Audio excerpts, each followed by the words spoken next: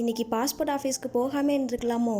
Hello everyone, ஹஸ்பண்டுக்கு passport எடுக்கலாம் அப்படின்னு சொல்லிட்டு பாஸ்போர்ட் ஆஃபீஸ்க்கு தான் வந்தோம். என்னோட அக்கா வந்து அங்கே ரிசப்ஷனில் வந்து பேசிகிட்டு இருந்தாங்க. நான் தான் ஹஸ்பண்ட் வந்து வச்சுருந்தேன். கொஞ்ச நேரம் அமைதியாக உட்காந்துதான். அதுக்கப்புறம் காலில் படுத்து விளாட ஆரம்பிச்சிட்டேன். ஓகே, அமைதியாக இருக்கான், இப்படியே ஆட்டிகிட்டே இருக்கலான்னு பார்த்தா கொஞ்ச நேரத்தில் இறங்கி சேரை பிடிச்சி நடந்துக்கிட்டு ரொம்ப சேட்டை பண்ணிட்டு இருந்தான். அதுக்கப்புறமா வந்து ஃபஸ்ட் ஃப்ளோர் போங்க அப்படின்னு சொல்லிட்டாங்க.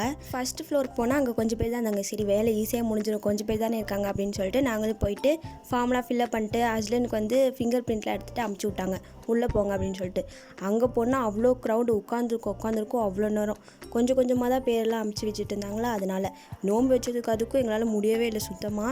ஆனால் கொஞ்சம் வெயில் இல்லாமல் இருந்தனால ஓகேவாக தான் இருந்துச்சு. எப்படியோ வேலையெல்லாம் முடிச்சுட்டு நாங்களுமே அந்த வீட்டுக்கு கிளம்பியாச்சு. எங்களுக்கு 2:30 மணிக்கு அப்பாயின்மெண்ட், அதனால் லோஹர்லாம் தொழுதுட்டு தான் கிளம்பணும். ஆனால் வரத்துக்கு 4 மணி ஆயிடுச்சு. வீட்டுக்கு போயிட்டு அசர்லாம் தொழுதுட்டு இஃப்தாருக்குரிய வேலையில் பார்த்து முடிச்சுட்டு நல்லபடியாக நோன்பு வந்து திறந்தாச்சு. அது இரவு தொழுகைக்காக நாங்கள் எல்லோரும் மர்கஸ்க்கு போனோம். ஆனால் ரொம்பவே சீக்கிரமாக போயிட்டோம். அங்கே போயிட்டு கொஞ்ச நேரம் ஓதிட்டு உட்காந்துருந்தோம் கொஞ்ச நேரம். அதுக்கப்புறம் நிறைய பேர் வரவும் ஆரம்பிச்சிட்டாங்க. நல்லபடியாக தொழுதுட்டு நாங்கள் வீட்டுக்கு போகும்போது சகருக்கு வந்து எங்களுக்கு மர்கஸ்லேயே சாப்பாடு கொடுத்துட்டாங்க. பட் ஸ்டில் நாங்கள் வீட்லேயுமே குக் பண்ணியிருந்தோம். Kuska, dalcha, banana, curd rice with fish fry இதெல்லாமே கொடுத்துருந்தாங்க. அதுக்கப்புறம் எல்லாத்தையும் ஷேர் பண்ணி சாப்பிட்டு முடிச்சிட்டோம். அப்புறம் ஃபைனலாக டீ குடிச்சிட்டு தனியாக குடிச்சிட்டு நல்லபடியாக நோம்பு வச்சாச்சு. உங்களுக்கு இந்த நோம்பு எப்படி போச்சு அப்படிங்கிறத கமெண்ட்ஸாக சொல்லுங்கள். இந்த வீடியோ உங்களுக்கு பிடிச்சிருந்துச்சுன்னா லைக், ஷேர், கமெண்ட், மறக்காமல் சப்ஸ்கிரைப் பண்ணாதவங்க சப்ஸ்கிரைப் பண்ணிக்கோங்க. டாடா.